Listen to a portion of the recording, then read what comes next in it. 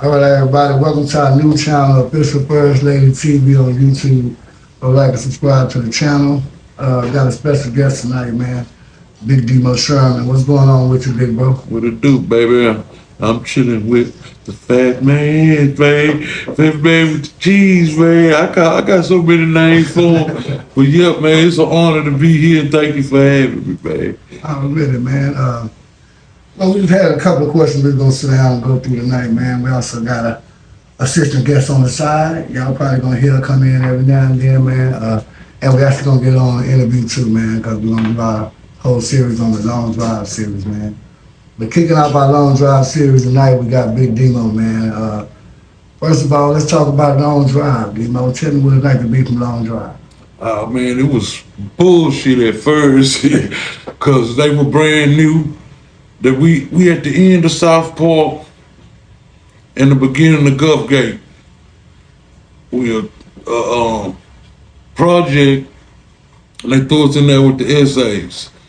And then, other than fighting the essays, you know, I'm still going to elementary, but when I get to Hartman, people are really making fun of you because where you from? I used to always just say South Park because, you know, the track's right there and that go Fiesta. It take us 3 minutes to get to Fiesta, you know, on Macawa. And you know that's South Park.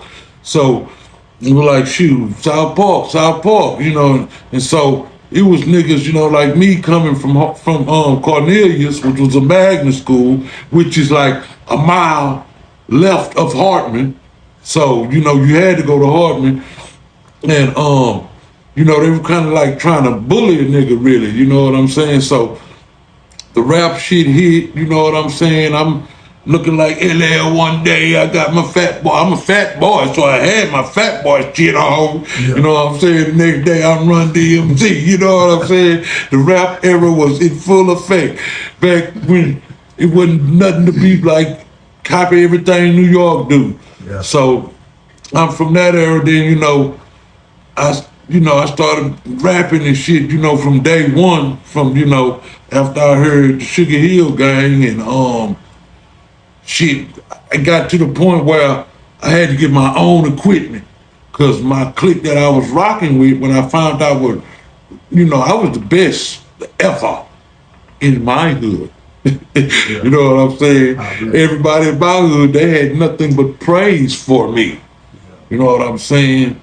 So the Hartman days going, you know, beginning of the rap shit, but now I'm at Jones, and it's really going down. You know what I'm saying? Those that knew me from Hartman were at Jones. Now I'm trying to DJ. I had to get my own. I ended up getting all my own equipment. You know what I'm saying? Because like when I ran into dudes I met at school, and he took me to his house, that's when I found out I really wasn't serious about rap. Like they had equipment, they had keyboards, big old ass speakers, all kinds, you know, we 15, 16, these niggas got all this shit. They stay off Cullen. How the hell you getting this? You know what I'm saying? You know, I thought beatboxing was beatboxing. Them boys, now this is a beatbox right here, a drum machine. They had a 505. Yeah. And I had to, you know, change my rhyme shit up, you know what I'm saying? Because I was battle at school, we always win because we were doing the beatbox, you know, the fat boys, we would kill them. You know what I'm saying? I had my homeboy Kenny Wayne and my homeboy Kevin on my side, and like if you battle me, you just gonna do your part of the fat boys and it's gonna sound good. But nobody never caught on to mine was so superb because I got both of these niggas. One think he Prince Marky D, the other one think he Kool Rock Ski, and I think I'm the human beatbox. So when I'm doing that part, all the ad-libs in the song, them niggas, ooh, and everybody then you know, it's going crazy in that motherfucking restroom, man, on that 300 hours, bro. And I never lost because of that shit. And, you know, I'm giving out the secret right now, you know. I had my enhancers with me, you know what I'm saying? And then if I ran into somebody that was kind of tricky with it, I just come out with the Dougie Fresh first and just fuck it. Just give me your lunch money, nigga. You know what I'm saying? And so, like I say, so now I'm at Jones, and then I'm listening to Chuck D and all this shit. KRS-One, I'm a rebel now. Yeah. So that didn't work out. They kicked me out of Jones. I went to Milby for, first I went to Sterling a week. Then I went to Milby for one day. They seen my shit and they were like, nah, niggas, ain't no rebels over here.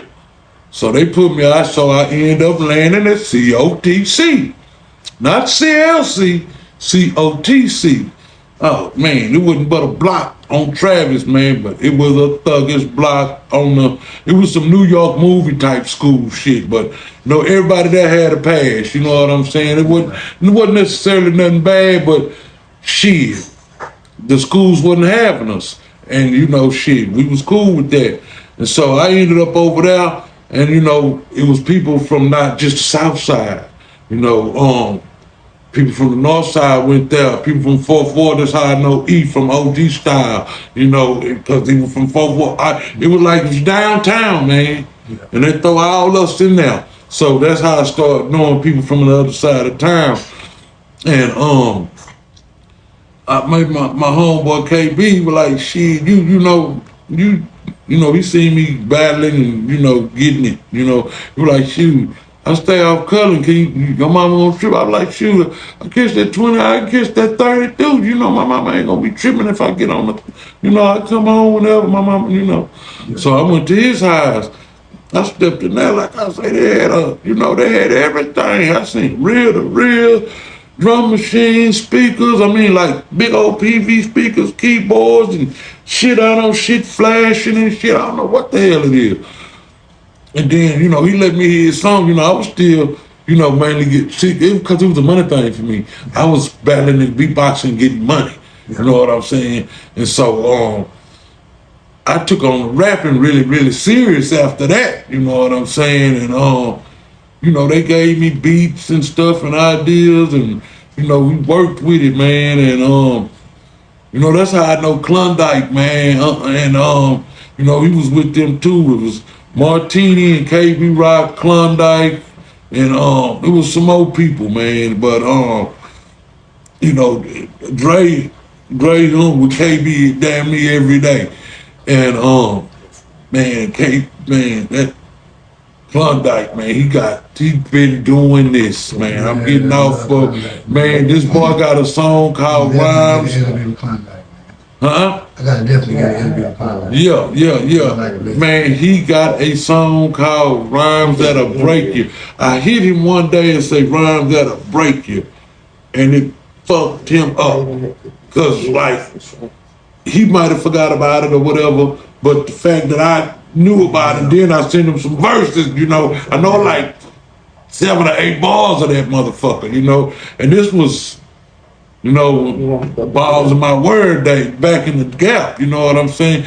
And I remember he had a song called Skins about, you know, fucking with a girl or whatever. And he always rhymed in a different voice. Like, no need for introduction, my rhyme had no instructions, and you can tell it's burning a path of destruction. You know, that was one of his bars on this song. And I like, man, why you do that? I say, but it sound dope, sound good to the motherfucker.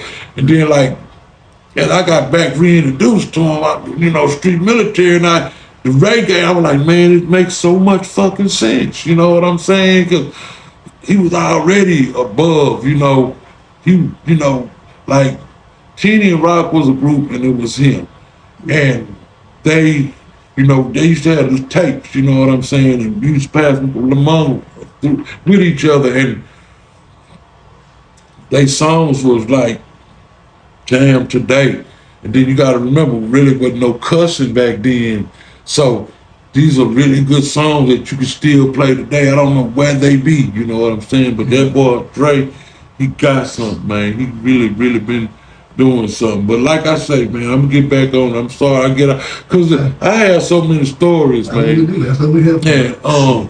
But anyway, like I was saying, so I'm at COTC now. I'm messing with KB, and I know I gotta get me some. I know I gotta get my rap game up because these niggas got like little demos, and I'm beatboxing my songs and trying to rap over them. You know what I'm saying? So And you already knew Street Military?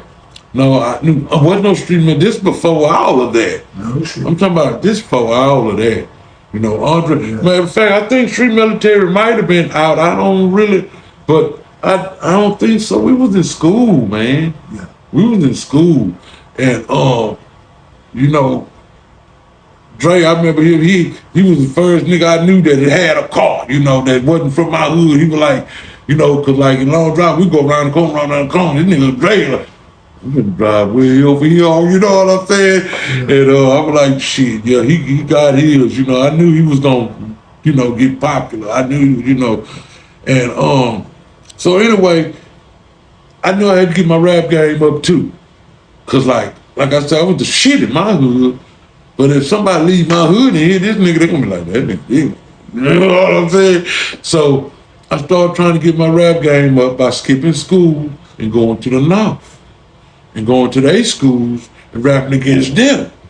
So if I lose, nobody on the whole South Side, nobody. You know what I'm saying?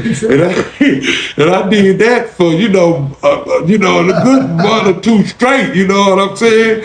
And so when I had a rhyme I wrote a song called "On the Kill." 3 good verses. It was the LL style, hard, Yeah. And I say, I'm gonna be ready. I learned it, and I hit the North. Hit Smiley first. Went in that bitch folk school, and the rap thing was happening everywhere. Yeah. So I got in with wherever it was happening, and then I had to back, let's get it going. And I smashed the nigga with my first verse for "On the Kill." And so bam, that was cool. Lead out. I went to JD Jefferson. I went to JD, and lunchtime. It's lunchtime now. I go in there, commotion, find the commotion, the niggas breakdancing, popping and locking. Found them, and people rapping and beatboxing. I ain't gonna do the beatboxing because I was leaving that behind. Yeah. And shoot, I got it going with it, and I killed the nigga with my second verse on "the Kill." I was like, ooh, I'm getting it. I said, I got to do it one more time. You know what I'm saying? Yeah. And I went to Booker T. I went to Smiley and Booker T. You know what I'm saying? I don't know which order, but what I went to last, man, school out, school letting out. Everybody outside, shit going on, it's going down. You know what I'm saying? So same shit, find the shit, get it popping, killed the nigga with my third verse on "the Kill." Ready. Cause I had made little songs too now. I still had made little songs with them. Yeah.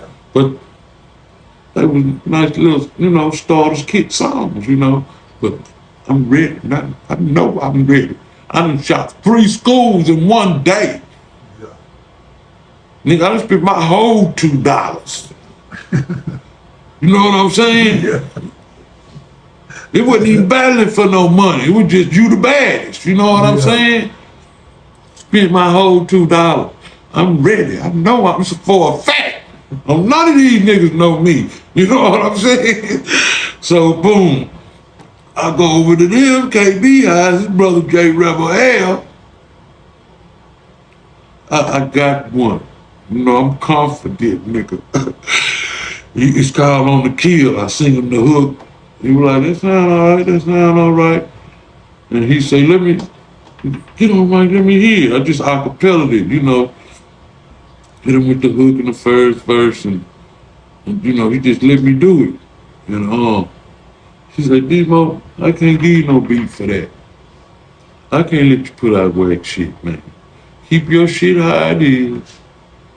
All that's, I can't give you nothing for no whack shit like that. I was like, all right, cool, but ooh. Oh, I done got good. Now you won't fuck with me. okay. It's the crack era, nigga. And not only that, I'm hustling, nigga.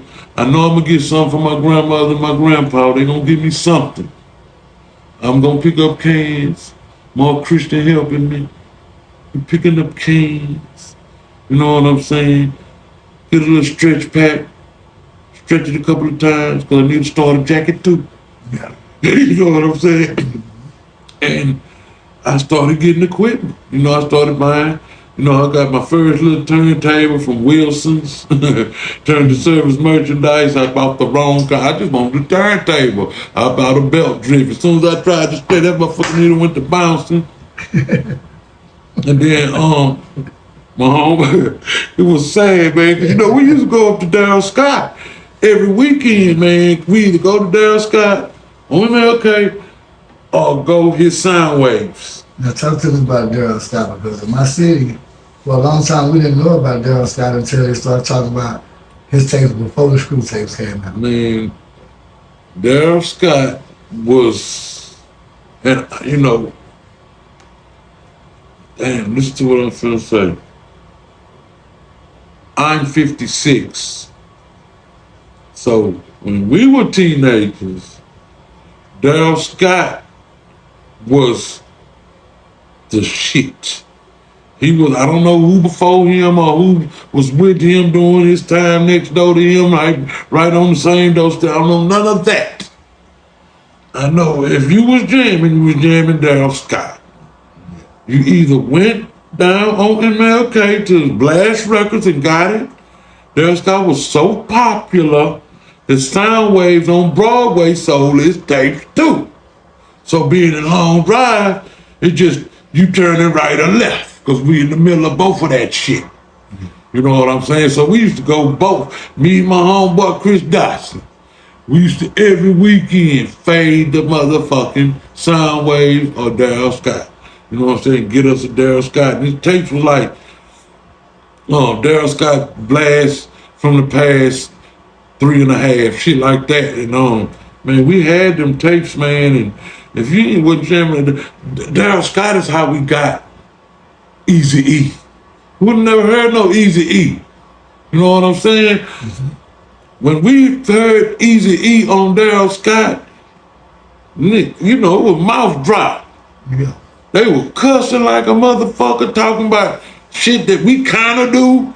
You know what I'm saying? We didn't know what no 6'4" was, but we know what the fuck they were talking about. So Daryl Scott actually almost had a legacy like Screwman. Yeah. Because the reason I say that, I ain't know nothing about Cash Money for screw tapes. Listen. A lot of niggas that blew up, I heard them on screw tapes. I didn't know nothing about Baby, Lil Wayne, none of that, until Screw chopped them up. Man. I heard Spice One when Screw chopped them up. Yeah. Everybody I liked that was big, I only heard them on screw tape. Yeah, because if you wasn't on screw tape, you wasn't on, not down south. Yeah. And I remember when it got like that. But yeah, man, I'm telling you, Daryl Scott was, when boys was in their slabs, they had Daryl Scott tapes.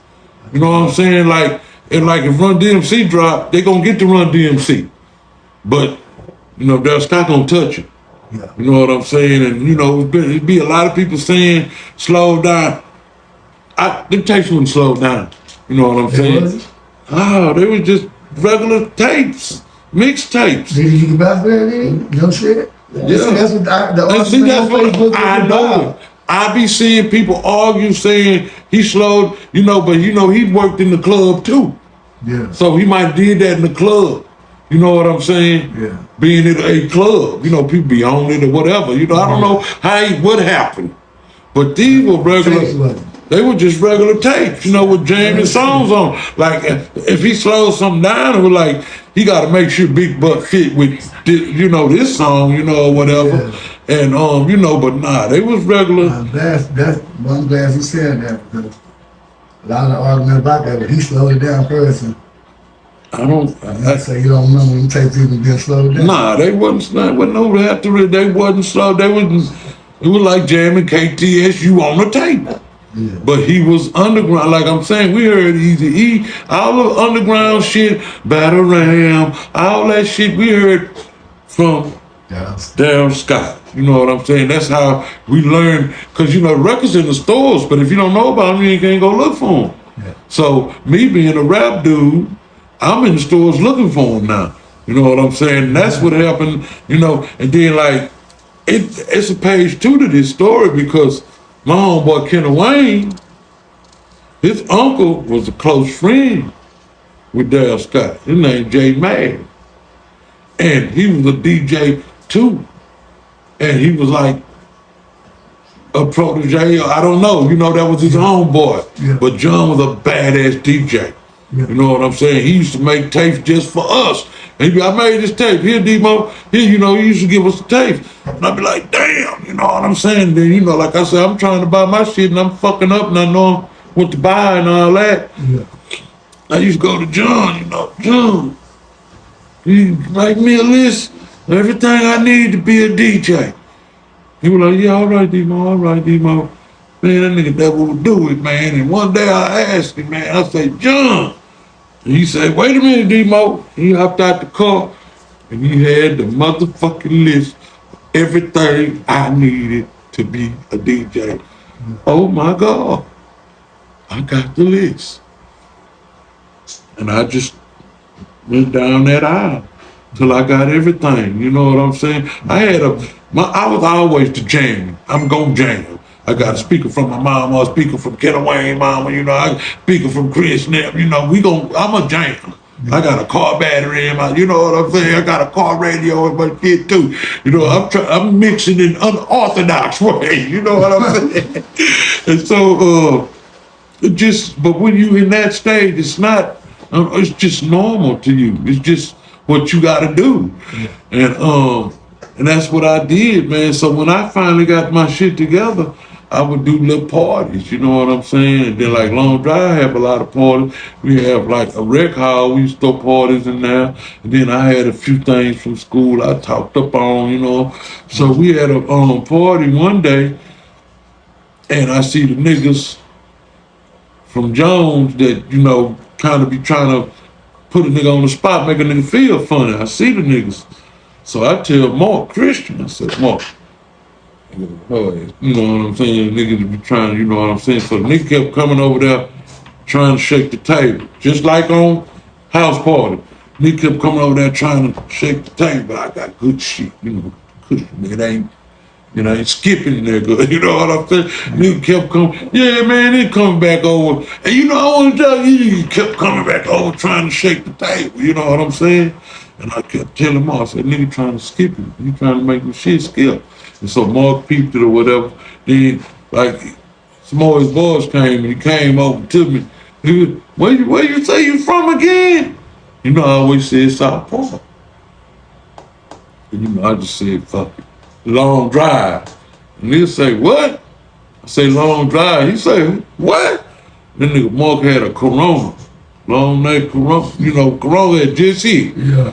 And Mark took that out, and he, bam! He say Long Drive, nigga. And I'm like, damn, I'm finna fight all these niggas, but shit. You know, slap one, the rest get back. And ever since then, it's been long motherfucking drive. You know what I'm saying? We started off as a Long Drive posse. You know what I'm saying? And then, you know, like I said, it was a crack era. And that nigga Mark say, D-Mo, we ain't from New York. We ain't gonna be the Long Drive posse. We gotta be something else, man. I say, shit, what the fuck? What? Say, shit, we be hustlers. We the Long Drive hustlers. Oh shit, there it is. We the Long Drive hustlers.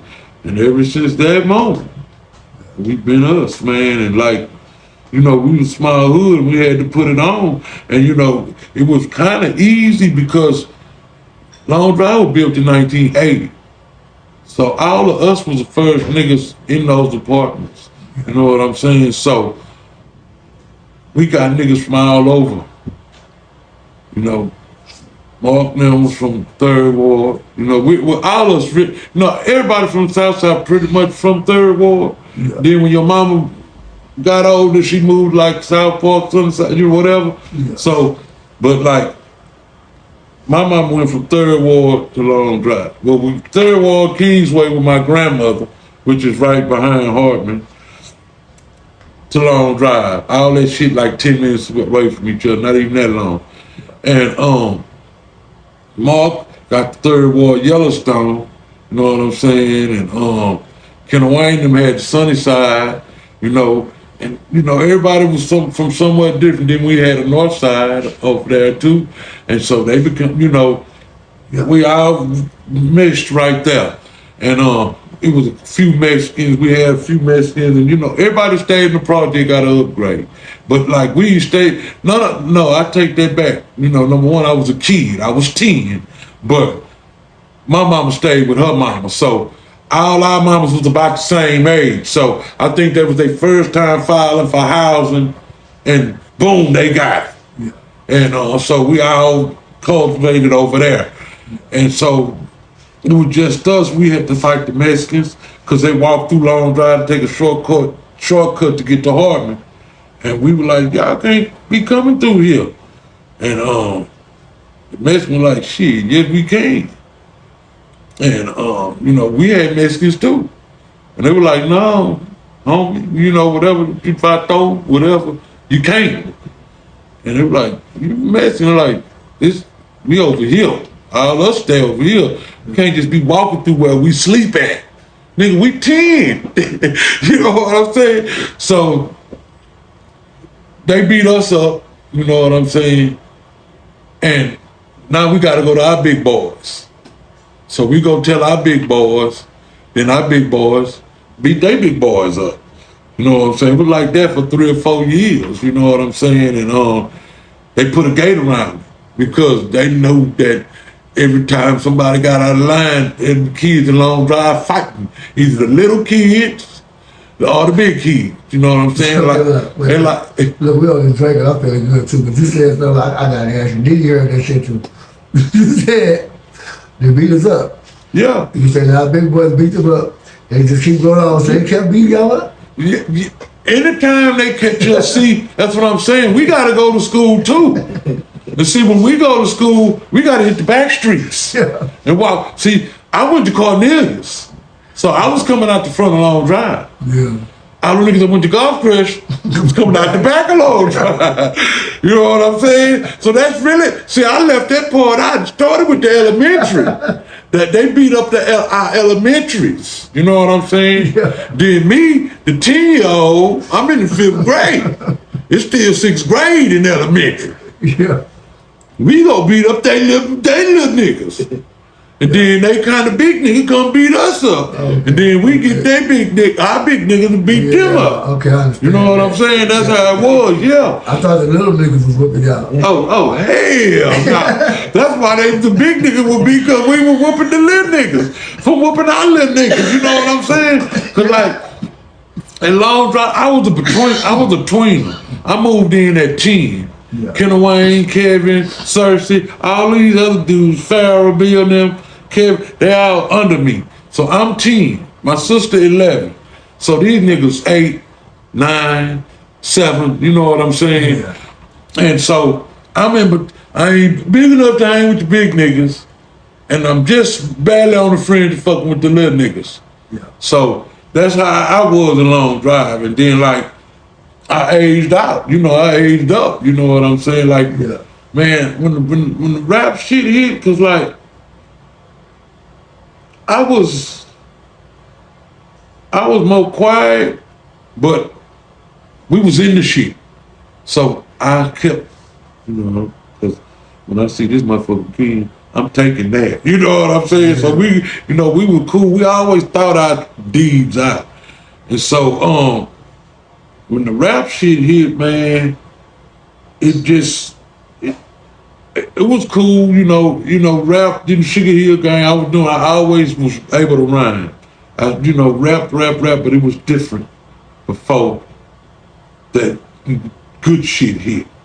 You know what I'm saying? You had the message and Curtis Blow, yeah, I liked it, all that shit. But I heard Run DMC. I heard the Fat Boys, and it was the Fat Boys for me because I was a fat boy. Yeah. And I seen them niggas up there everybody loving them. They songs with the shit on the radio. I was like, oh my God. Hoes all over them. I'm like, damn, I can be a fat nigga with a bunch of hoes too. You know what I'm saying? So that ignited me to see 3 fat niggas doing this shit. I already beatbox, just a little bit because the song. But when you didn't see them at first, and when I saw them, I had a big old nigga, and I knew I wasn't there. I was like, I could do it. I was like, I could do it. Just you can win, I was feeling, man, and so. Right there, I started with the Fat Boys. I liked Run DMC, but I analyzed them first. When King of Rock dropped, that's when I hopped on Run DMC. I was rock boxing all that, but when King of Rock was something different. Yeah, so now I got the Fat Boys are back and King of Rock. So I done listened to the shit out, man. I done listened to the shit out of them. And I done listened to how they, I took them in. Yeah. And so I had to go back to the first Run DMC to catch up. You know what I'm saying? I'm still doing the Houdini and stuff, but them was the first 3 groups that I know of that had LPs, but Houdini was different. So I was on Run and the Fat Boys. And shit, that just did it. That did it, man. Shit. Them boys put a spark. Man, they was the shit they would say. You know how it was, man. It was like they dressed regular. Yeah. I used to see Graham at the Flash, and them they got on shit hanging and dangling and shit. I see the Fat Boy, this nigga got on cutoff shorts. They don't need to be on them. Yeah. You know what I'm saying? Run DMC, they got on jeans, leather jacket, Adidas suit tie. I see niggas walking every day. Mm-hmm. And I'm like, man, they just regular. Yeah. So it put it in me, man, and like, Drive being a small community, we did a lot of things, and we would have a talent show every year. Yeah. And man, me and Ken Wayne and Kevin were the Fat Boy. We did, we had the human beatbox song, got that down pat. And it came time of the talent show, and this is the beginning of it for Houston. Just in the pick of the rap shit. You know what I'm saying? So it was getting out because everybody went to a different school. Yeah. We got people at Mill, we got people at Addis, we got people at Harvard, we got people at Didi, we got people at Stern, we got people at John, we got people at Yates, we got people at Cullen, we got people at Elcott, we got people at motherfucking Black Shear. We the whole South Side, we everywhere. Yeah. So I guess everybody was talking about it. It was like, because if you went to Sterling, it wasn't just you, it was you and your brothers and your sisters. Yeah. So it's 4, 5, 6 of y'all. So that's happening at every school. So niggas from the school, because we practiced a long time. They talked about it for like a month. It's a project. We got to get the money together, prizes, all that shit that grown folks had to do. And at the talent show, we seen people from school. And we like, damn, nigga, you know him? Yeah, I go to school with that damn. So I see the niggas from Jones. They looking at me like full force. Full force wasn't even my kid. They looking at me like full force. Nigga, I can't wait to boot your fat ass up off this motherfucker. Can't wait. And I was like, God damn. Why these whole ass niggas gotta be here? You know what I'm saying? So the show going on and shit. And like we was the second act. And them niggas Ken Wayne, I didn't do nothing to the first, the human beatbox, brr, stick 'em, ha, ha, stick 'em, brr, stick 'em, ha, ha. And then, nigga, boom, boom, boom, boom. I ain't do none of that. I just let them niggas brr, stick 'em. And then when they gonna rock the beat, and I did my breakdown lip up, and then them motherfuckers, man, that's when I actually found out exactly what the word pandemonium meant. Cause I was living it live. It went crazy. That was the first time in my life I couldn't even hear my motherfucking self. It scared the shit out of us. And Kenneth Wayne and Kevin stopped rapping, and I was still beat by it. I say, shit, fuck it, I'ma stop too. Nigga, our whole performance was like 30 seconds. And we still won. And we still won. You know what I'm saying? And when we finished, man, them bully ass niggas hating at them niggas, man, I knew you could do it. I was like, these boys was my instant fans, man. And I was like, yeah, this shit right here is me. Definitely me. I went from being kind of popular to popular. And it's been that way ever since. And then like,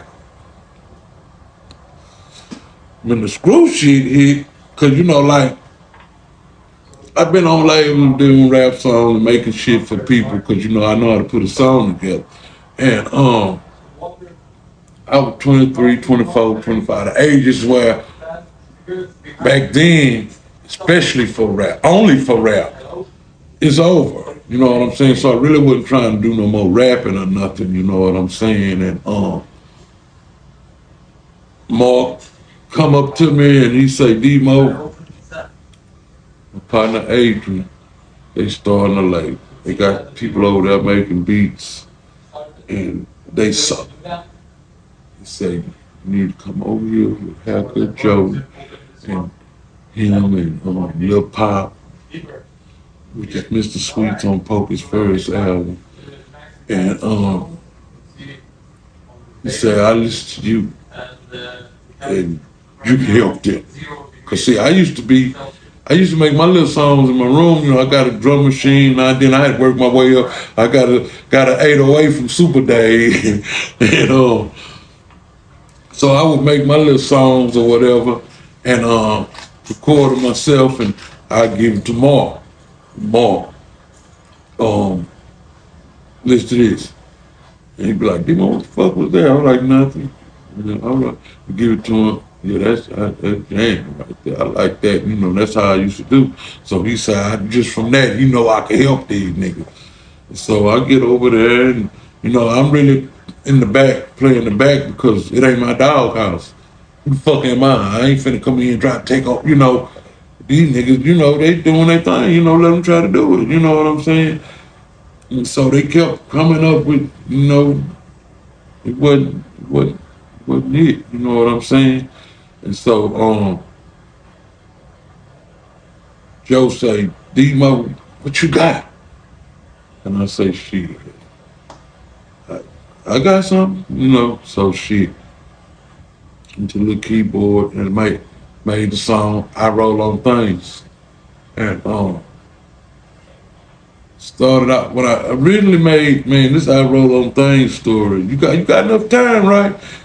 Okay, cause this I Roll on Things story is a crazy thing, but I made this song I Roll on Things back then. It was 9-5. And I wasn't rapping. I was just, you know, cause I'm 25, I figure it's over. And I make the song and these dudes gonna rap on it. So everybody going in there trying to put a verse down. Man, these boys was coming down and then they back to the hole at the club, you know, whatever they would. I said, man, the song is I Roll on Things. I said, things swinging and banging. I said, if you get off the car, get off the car. But for that line, getting back on the car, you know, subject matter. And nobody could fucking do it. So I go in there and say, man, let me show y'all what I want. I'm pissed off. Cause you know, man, I hear it, you know what I'm saying? And I go in there, just throw the shit, you know, however I roll on things go. That's what I said. And I was like, that's what I want, man. You know what I'm saying? That's what the fuck I want. Can y'all do that? And everybody was looking at me crazy. Everybody in there. I was like, now take this shit off and one of y'all do that, write the shit, do that, what I did. Everybody looking at me crazy. Joe was like, Demo, we keeping that. I'm like, no, we ain't keeping that. That was just, I just freestyle that, man. That ain't no, he said, whatever you ain't fuck up and it's, we keeping that, Demo. I was like, man, I'm not, no, take that shit off of there. I don't know how many niggas was in the studio. They were like, Demo, we all finna jump your ass. But you can take it off, but we all finna jump you. And we gonna take it off. I was like, no shit, y'all like that shit? You know, like I said, I was pissed off, just went in there trying to show these niggas. And shit, they were like, Demo, you wrecked that hoe, nigga, you tripping. And so that's how I ended up being on the song. And then still that niggas couldn't do it. They couldn't stick to the subject. So my partner Ace, I knew him from Broadway. He from the Trey. And you know, we was already cool, but we never, I knew he rapped, he knew I rapped, but we never talked about rap. We would, you know, talk about bitches, because we was handling bitches over there where we stayed, man. And I said, man, don't you rap? He said, yeah, I told you. I said, yeah, man, I got a song I'm doing, man. I say, can you really rap? I said, these boys can't stay. I said, it's just one verse on here, man. It's my verse. They can't stick to the subject. And I let him hear my verse. And I was singing him how the hook go. He was like, shit, I'll be right back. He went home and he came right back. And he get the dog in shit. He came right back and he had a verse. Hey. And he spit his verse. You was gone. And I say, man, that's wreck that. I say, you coming with me Sunday to the studio, put this down. And then he say, you sure you ain't talk to your people? You ain't got to talk to your people or nothing? I say, man, just coming with me, man, Sunday. So, Hey, mama. I put, you know, he went to the studio with me that Sunday, and he put his verse, you know, I let everybody hear it, you know what I'm saying? And he put his verse on there, and then I was hanging around Sandpiper at the time, and I told Youngster, I said, Youngster, you want to get on the song? We're like, hell yeah, you might want to get on the song. So the original version of that song has Youngster on it. And so it was me, him, and Ace on the song. And then, you know, when I made the song, Big T singing the hook, you know what I'm saying? So, you know, he was with me when I thought of the hook, you know what I'm saying? And that's how that song came about, man. And shit. We was gonna put it on June 27th, but we held it off. And by us holding it off, that was one of the big mistakes I made. I should have put it on there, you know what I'm saying? I probably would have got a deal too, you know what I'm saying? But the people that know, then I ended up having to redo the song. And I redid the song, minus Youngster. And because he was doing his thing with his people, and you know, he was just too busy, and then, you know, a lot of shit went on with that. You know, he didn't know that I was really trying to redo the song. Well, he knew, but you know, he on the label now, so I had to deal with them. You know what I'm saying? And I end up taking Youngster off the song, and I really, you know, the song we really thought was gonna be worse, or you know, whatever. But the song, it just came out better. The way we did it, just the way we did it. If you gotta hear them both to feel it. And yeah, man. But I should have put that on June 27th, but I didn't. But like after that, right after that, it's like it's a new year, whatever. And the screw shit hit. You know, I was already making screw tapes or whatever. But I wanted to do a birthday tape. Cause you know, I had heard a Dave tape 1 year later. Super Dave out the four, which also long drive too. And I said, I'm gonna do me a birthday tape too. You know what I'm saying? But I didn't really plan it out like that. You know what I'm saying? I just was jamming the shit out of his shit. And then I went to school. Youngster hanging with me real tough. You know, he ready to, he want to go to school. You know what I'm saying? And so did the dancing candy. And with the dancing candy, I left the nigga. You know what I'm saying? And cause I wouldn't just, you just meet me and you pop up at school, meet me today, we over there tomorrow. Yeah. So I was making him pay his dues because I told him he wasn't ready, but I lied. He was ready. You know what I'm saying? So we did the dancing candy tape. I was supposed to come back and get him, but like I say, we left him. And we did dancing candy tape, me, Haircut Joe, Kesey, Poyo, Big Mo. And shit. I'm telling you, just do it, man. So we do the tape, and I had picked up school at like 10 that morning. Me and Keisha, I was driving the wagon then. Yeah. And man, we went to the lean, got us 2 pints and shit, and shit. By the time we get to Screw House, cause we did the whole go to Soundwave, pick up the blank tapes, and hit Chimichang. Popeyes was right there and shit, and it was a Chimichang by they moved the Chimichang over there by Soundwave too.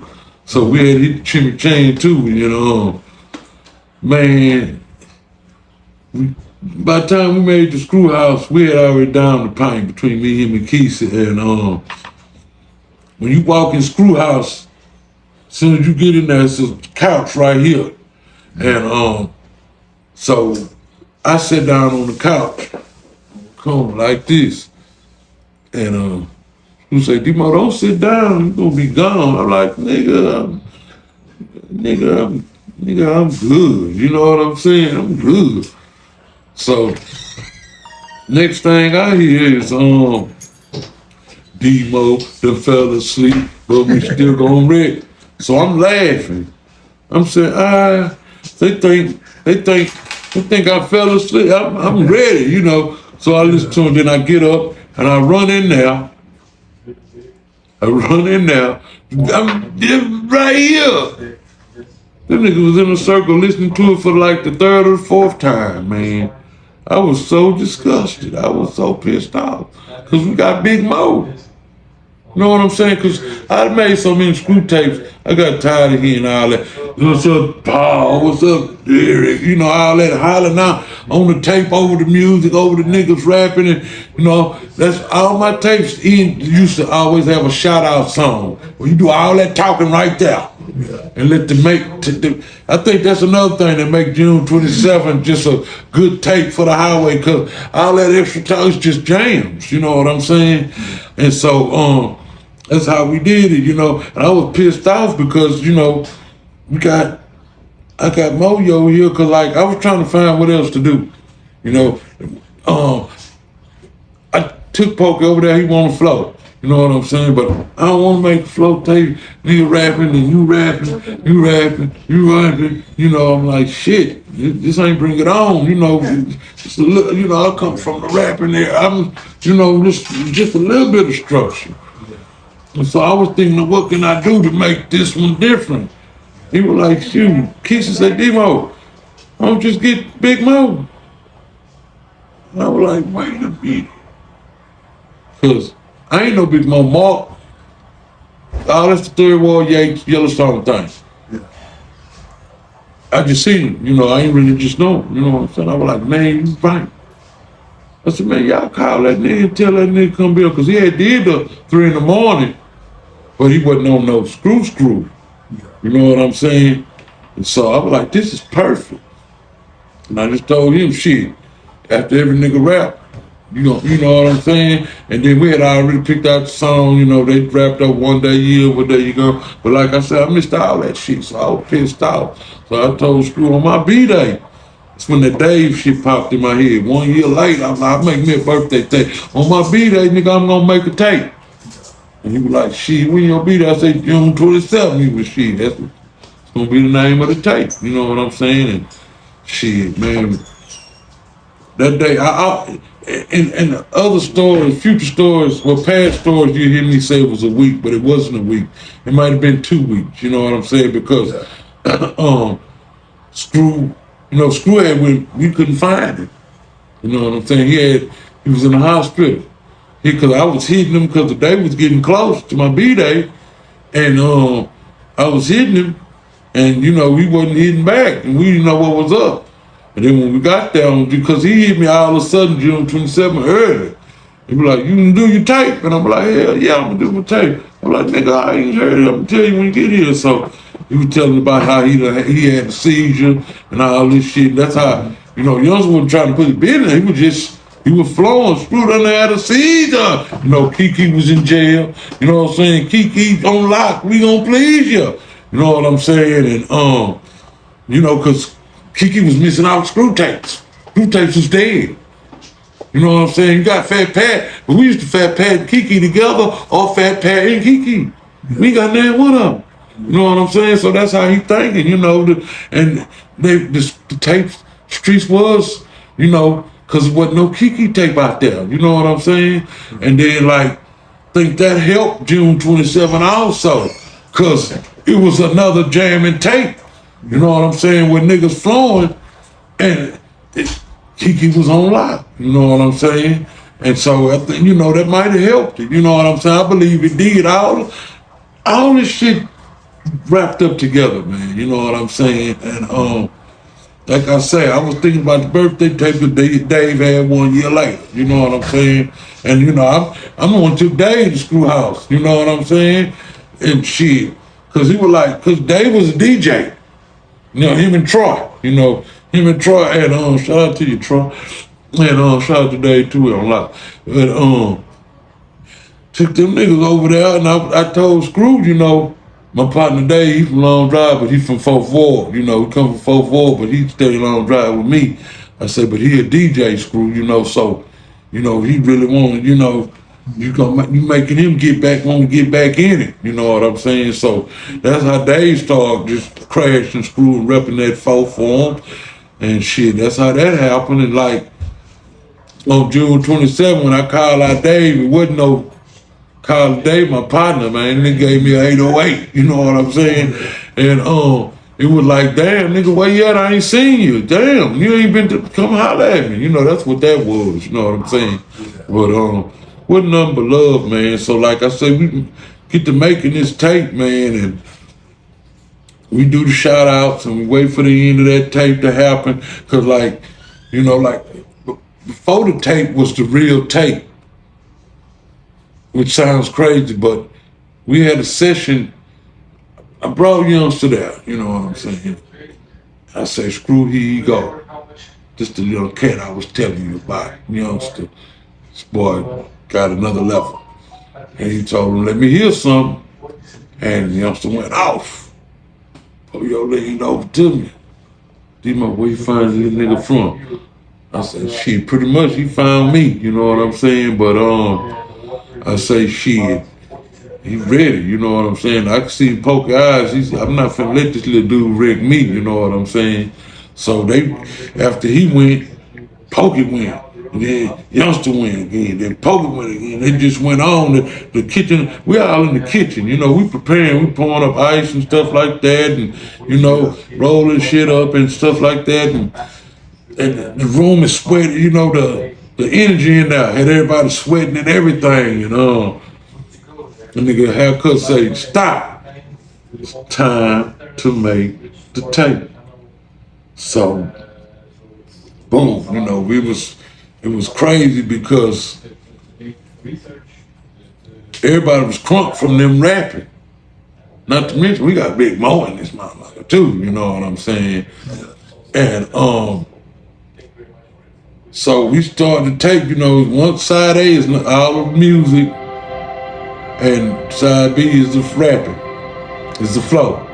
And so it was hard, side A, everybody knew, you know, just throughout the tape, everybody was looking at each other like, this is finna go down. You know what I'm saying? We got man pull up in there, Clay though, you know what I'm saying? People in there, you know what I'm saying? So we get to the shout outs. Everybody on the shout outs. Everybody in Screwhouse that night, part of June 27th, on those shout outs. You listen to what people say, and they'll tell you everybody that was there. And that was a teaser because we want to get to the end of the tape. So these niggas flowing again, you know what I'm saying? So finally get to the end of the tape, we flip it over. Rest is history, man. It's the one smoke. Hey! Right there, the whole room. You can hear Joe in the background say, man, it's finna go down. And it went down. Like it was youngsters coming out party, he did that. Po-Yo is the reason why the tape, it was supposed to end after Pokey. Yeah. But he was breaking it.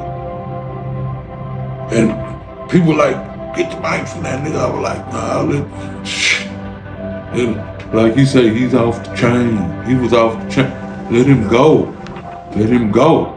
He doubled with everybody. That's why everybody was going again. Yeah. You know what I'm saying? Because you heard what Pokey did to that thing, man. Shit, he broke that thing, man.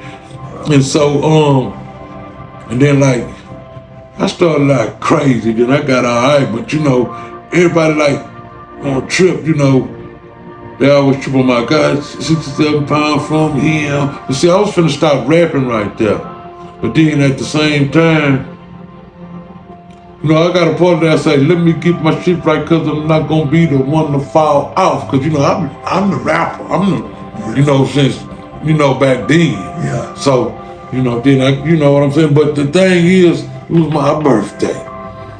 Everybody gave me something. I'm on it more than anybody because everybody here, Demo. So I was under, you know what I'm saying? But shit, man, it just kept on. It's just crazy to me how like we 30 years later talking about this. It's just real. It's been, you know, I ain't out there like, you know, like Pokey, Keke, you know, all the H-Town South S.U.C. nigga, I ain't out there like that. But the people I do got, I got them. And they loyal, man. They fight for me every day. You know, they fought for me for so many years. Like, Dee Dee, if she goes somewhere out to a party or whatever, and she hears somebody talk about June 27th, they say, such and such birthday, or whatever, it was just, man, she finna go off on somebody. Yeah. She finna just, that's my motherfucking homeboy. You know what I'm saying? This happening multiple times. This, every person I know is giving this same story. My mom was a school teacher at Barbara Jordan. She's having this same fight for me. A teacher, cause they in there jamming, and she, oh, that's my son's song. And they're like, Miss Johnson, no. She like, y'all tripping. That's my son right there. You know, it's just crazy all of the people that have fought for me, and that's like, cause like when it first got, you know, started happening, it used to piss me off. Cause it's my birthday, it's my tape, and clearly say it's my tape. But everybody else was getting credit for it, everybody blowing up from it, you know what I'm saying? And then like, it became, it's bigger than me. It's bigger than all of us, you know what I'm saying? Because it is, it's 30 years later. People got deals off June 27th, man. People got deals, dog. Off a mixtape, just like how the dudes in New York did their thing and started making real records. That happened over here in 96, man. People got deals, man.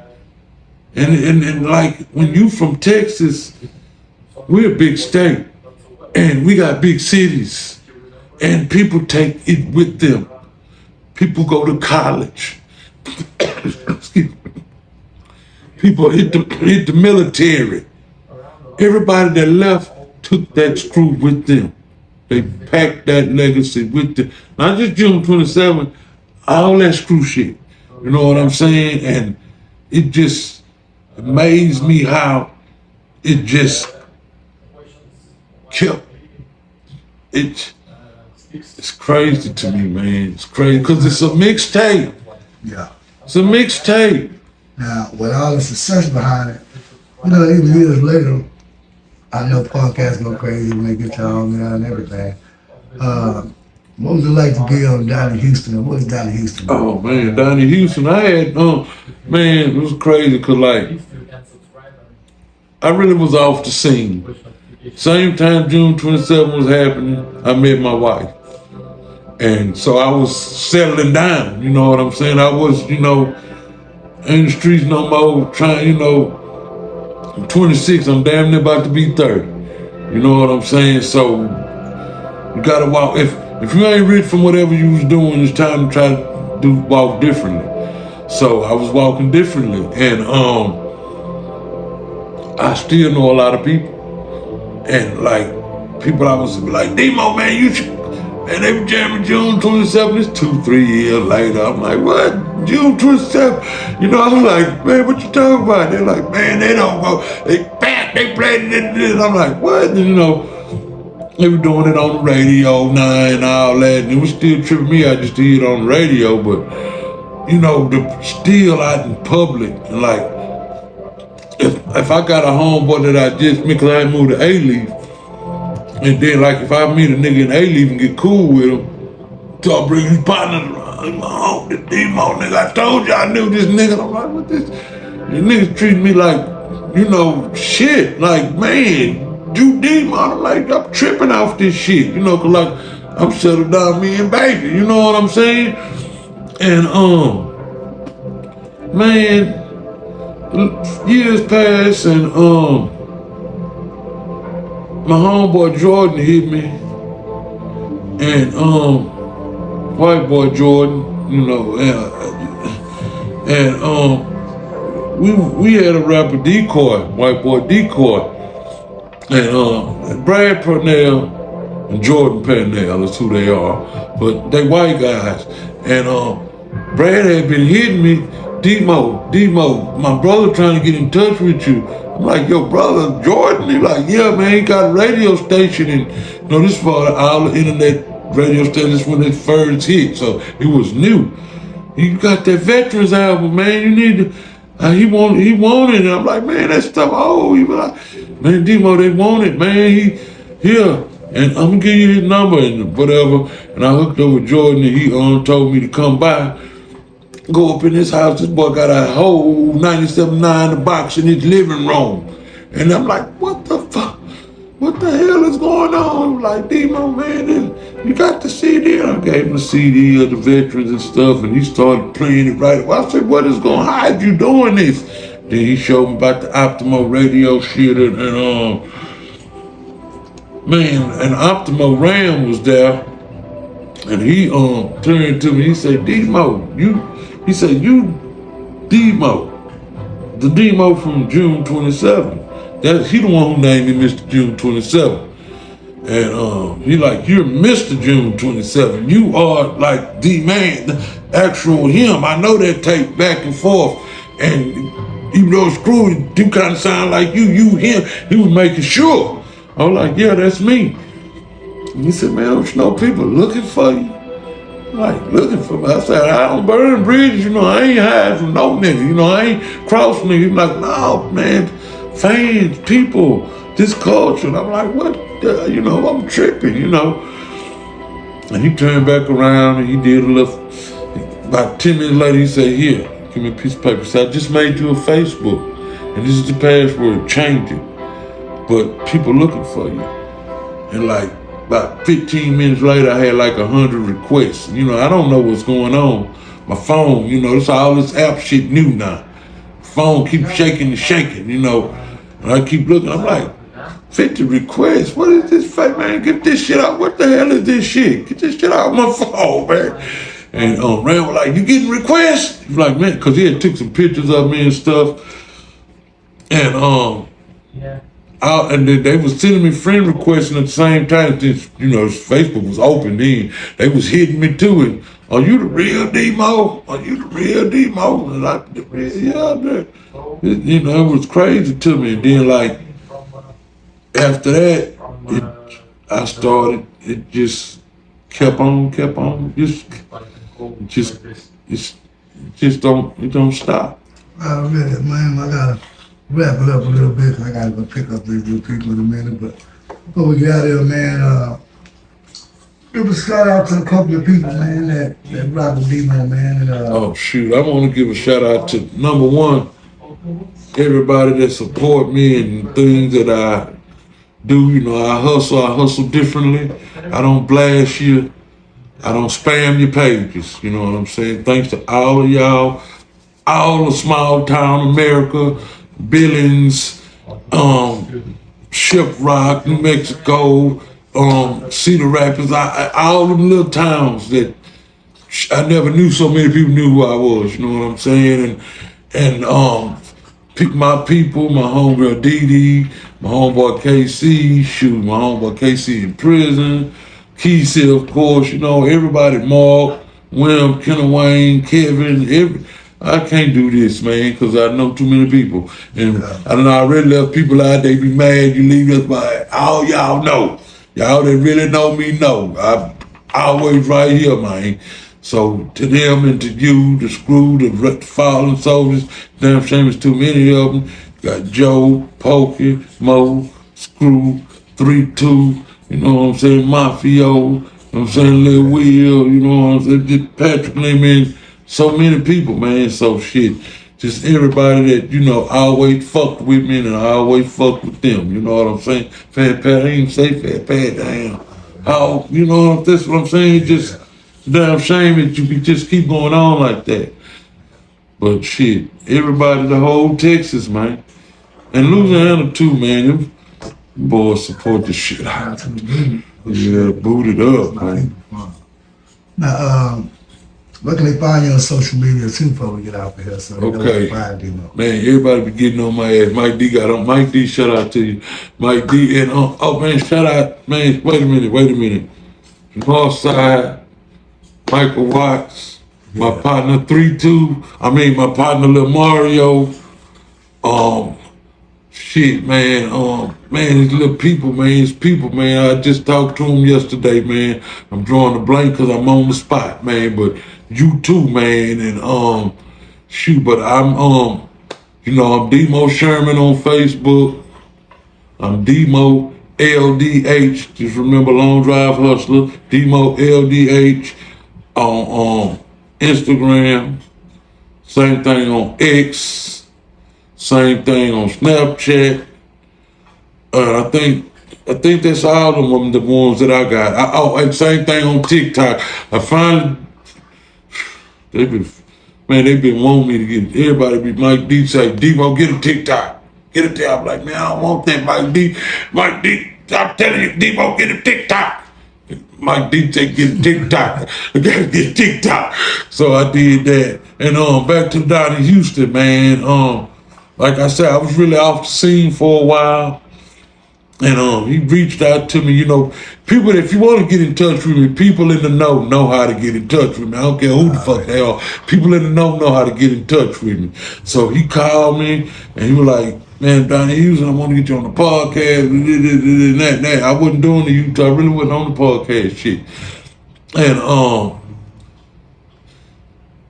I went to his spot over there off Post Oak, and man, he blew me away, man. He blew me away with how he was handling things, man, and what, that's when I really found out the culture's still deeper than what I thought it was, you know what I'm saying? And then I did some things in Dallas, and he was there too also, man, and boy got on them turntables and showed his naked ass. I didn't even know he was doing all that. I didn't know that because, like I said, I was off the scene. You know what I'm saying? I was jamming my screw, jamming my bone. Everybody know me know I love the shit out of some bone.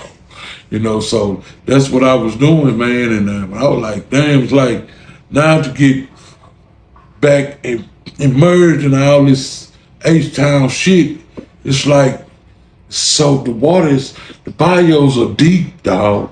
It's like New York now. It's just so many of us out here, so many people rapping and doing it, the girls, cliche them, you know what I'm saying? And my girl, man, Cazaret, Queen Cazaret, she is dope. But these females out here putting it down too. And shoot, shout out to her dad, Lil C, what's up? And you know, it's just it's not no, you can get all you need to know in a few months. You can't do that no more. Now it's gonna cost you about $1,000 to see who everybody is. Cause you're gonna have to buy some records, you know this, and Houston's so big, you know, that we tell, you know, like Lil Mario can do just good right there in his hood, number one, but the whole north side, you know what I'm saying? Yeah. And you know, so you don't have to, you know, but that's so the water is deep, man. To get this Houston culture, you got to really sit down now to try to know everybody. You know what I'm saying? Then you got other people that's, you know, outskirts like you. Yeah. You know what I'm saying? And so outlets, you know what I'm saying? Outlet, shout out to you. I ain't Benjamin Harkless, man. My loud, be quiet. Boy, I got you, man. You know, it's all of us, man. These, you know how Texas is, man. We shit. When we go everywhere, they hate us. You know what I'm saying? Because they know we come from spacious. We show out a little. And it ain't even they think it's regular for us. You know what I'm saying? So, you know, it's all of us together, man, to make up this Texas thing, man. Cause you know, you got, you know, on my mama, on my, you know, he's from outskirts too. He's at the Grammys, man. Yeah. That's big, bro. You know, and I seen some people trying to hate on it. You know what I'm saying? But you know, brothers pull brothers down too.